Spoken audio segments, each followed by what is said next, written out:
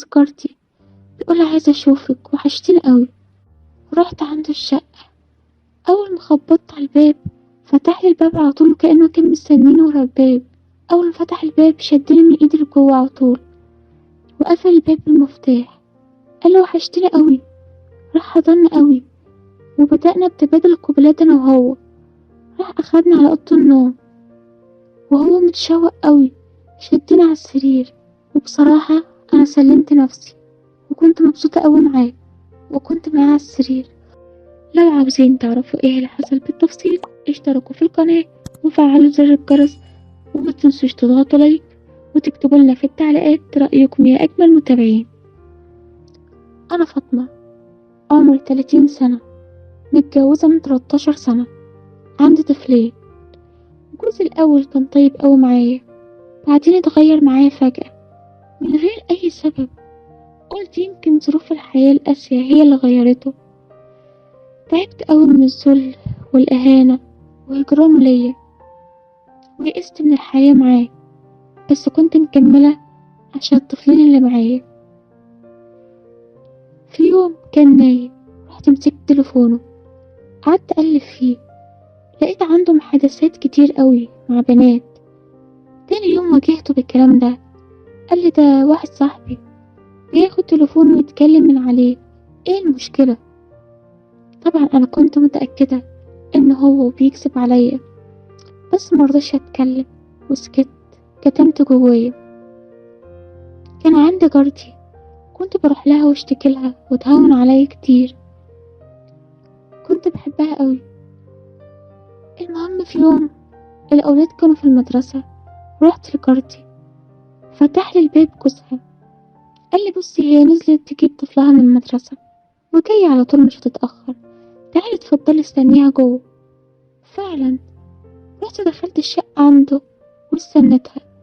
طبعا لقيتها اتأخرت، وجوزها بدأ ان هو يتكلم معايا ويشغلني على بال ما هي ترجع. بس كنت حاسة من جوزها نظرات غريبة، نظرات حب وحنان، وهو بيكلمني بيطمن عليا وعلى أطفال وعن حالي. لأن جارتي دي كانت بتحكي له كل حاجة عني، كانت بتحكي له كل حاجة، ما كانتش بتخبي عنه أي حاجة خالص. لما شفت النظرات دي في عيونه كسبت نفسي، قلت لا، أكيد أنا لما فقد الشعور بتاع الحنية والحب وحنية الزوج، فعشان كده حسيت يعني من نظراته كده.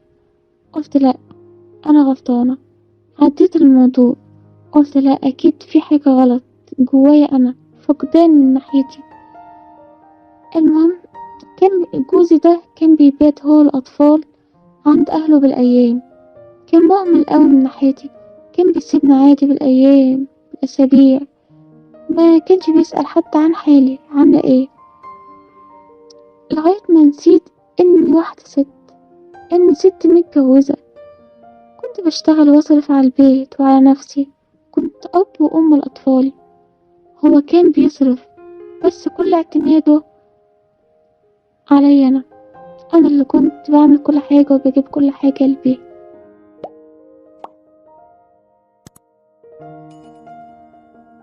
في يوم كنت راجعة من الشغل وجايبة طلبات كتير أوي معايا، قابلت زوج جارتي كان في الشارع، وسلم عليا في الطريق، وشال عني كل الأغراض اللي أنا كنت ماسكاها. من عمر جوزي ما عمل معايا كده، كان بيتكلم معايا بحنية أوي طول الطريق، كان بينصحني كتير إن أنا أعيش وأعمر وأعيش مع الأولاد. كنت بحس من كلامه الاهتمام والحب. بدأت أروح عند جارتي عشان أسمعله أو حتى أشوفه، معرفش ازاي، بس فعلا حبيته. كنت حاسة كده من ناحيته برضه، كنت حاسة إن هو حبيبني، كنت بشوف حنيته عليها وعلى أطفالها، كنت بغير قوي وأزعل من جوايا، بس ما كنتش بظهر كده أو كان بيبان عليا. المهم عدى الوقت، بقيت أروح لجارتي عشان أشوفه.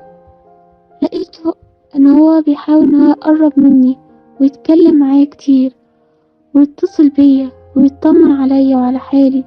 لقيته بيهتم بيا أكتر. ما كنتش بقول لجارتي ولا كنت بجيب لها اي سيرة عشان ما تاخدش جنب مني وتحرمني ان انا اشوفه. وهو كمان ما كانش بيقول لها انه كلمني او يعرف حاجة عني غير اللي هي كانت بتقولهوله. اللي حسسني كده من كلامها معايا، كانت بتقولي حتى جوزي بيقول مش بيشوفه خالص او بتيجي، بيقولي ابقى اطمن عليك وكده، انت بخير؟ كنت بقولها اه طبعا بخير. وهو اصلا جوزها كان بيكلمني كل يوم، كان بيكلمني في اليوم كتير عشان يطمن عليا.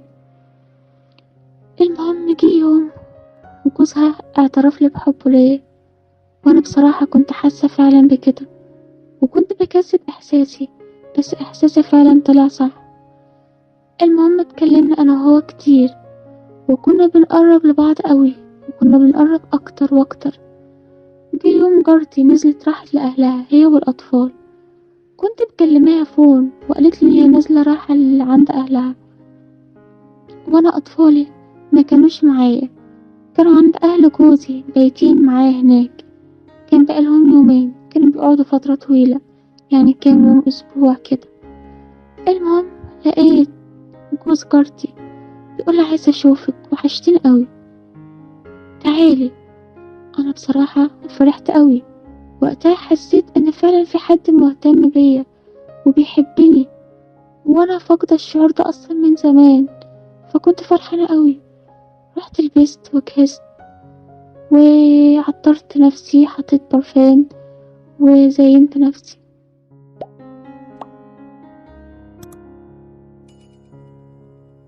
رحت عنده الشقة، اول ما خبطت على الباب فتح لي الباب على طول كأنه كان مستنيني ورا الباب. اول ما فتح الباب شدني من ايدي لجوه على طول وقفل الباب بالمفتاح. قال له وحشتني قوي، راح حضني قوي وبدأنا بتبادل قبلات انا وهو. راح اخدني على اوضه النوم وهو متشوق قوي، شدني على السرير، وبصراحة انا سلمت نفسي وكنت مبسوطة قوي معاه. استمرت علاقتنا انا وهو فترة طويلة قوي، وكنت بحبه قوي، وهو كمان احيانا كان بيجيلي الشقة عندي. انا وهو استمرت علاقتنا مع بعض من ورا مراته وانا من ورا جوزي. كان بيحسسني ان واحدة ست مرغوب فيها، انا كنت فاقدة الاحساس ده من زمان. كان مهتم بيا قوي. جه في يوم رحت له الشقة وكنت معاه على السرير، وهو من الشوق نسي يقفل باب الشقة، وكنا انا وهو في اوضه النوم بتاعتهم على السرير. مراته جت من بره وشافتنا في وضعنا ده، وطبعا ما قدرناش نخبي، حكينا لها كل حاجة، عرفت كل حاجة بينا. طبعا اتصدمت قوي ان انا كنت صاحبتها قوي وهو جوزها، وانا وقتها اتحطيت في موقف صعب قوي، وجوزها كمان.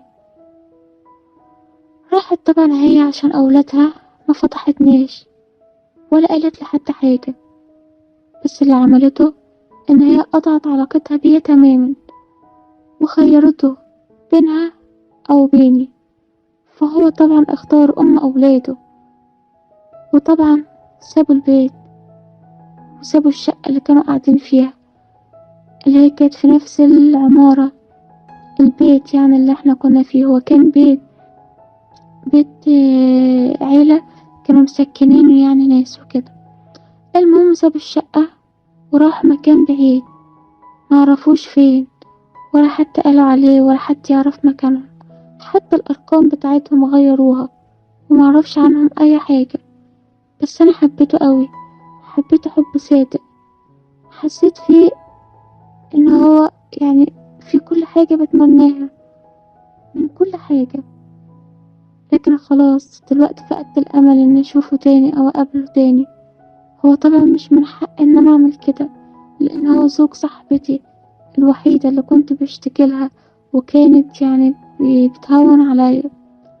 طبعا أنا رجعت تاني لبيتي واهتميت بأولادي أكتر، وتوبت وقربت من ربنا أكتر. بس اللي عايزاكوا تعملوه إن انتوا تدعولي إن ربنا يسترني ويهديني، وكفاية لغاية كده إن أنا أهتم بأولادي وبيتي أحسن من أي حاجة. ياريت اللي لسه بيشوفنا أول مرة يشترك في القناة ويفعل زر الجرس، ومتنسوش تدعمونا. وشكرا لكم يا أجمل متابعين.